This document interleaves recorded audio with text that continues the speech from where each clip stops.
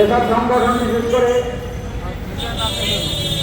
বাংলাদেশ মহাসড়ক সাংবাদিক ফাউন্ডেশন, আপনারা দেখছেন আন্দোলনের ছাত্র আন্দোলনের সময় পুলিশের গুলিতে নিহত 4 সাংবাদিকদের হত্যার বিচার চেয়ে সাংবাদিকদের মানববন্ধন আপনারা দেখছেন।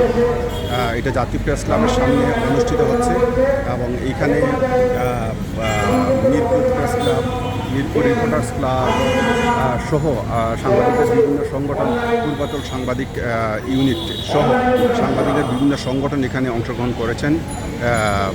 তারা তাদের বক্তব্যে এখানে এই যে 4 সাংবাদিক সহ অন্যান্য সাংবাদিক যারা নিহত হয়েছেন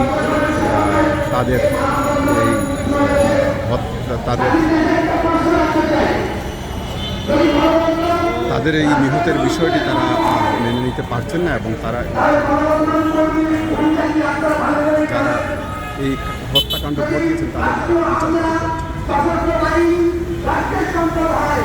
এখন সাংবাদিক রাষ্ট্রের সম্পদ, আর রাষ্ট্রের গুলিতে, রাষ্ট্রীয় সশস্ত্র বাহিনীর গুলিতে যদি রাষ্ট্রের সম্পদ রাজপথে মৃত্যু হয়, এর থেকে আর দুঃখ থাকে না।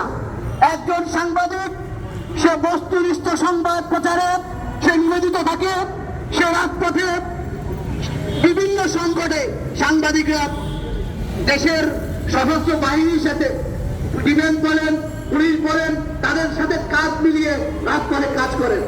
আমি উত্তরে দেখেছি আন্দোলনকারীরা যখন সাংবাদিকের ফোনে দেখেছে সঙ্গে সঙ্গে সাংবাদিকের উপর হামলা করেছে।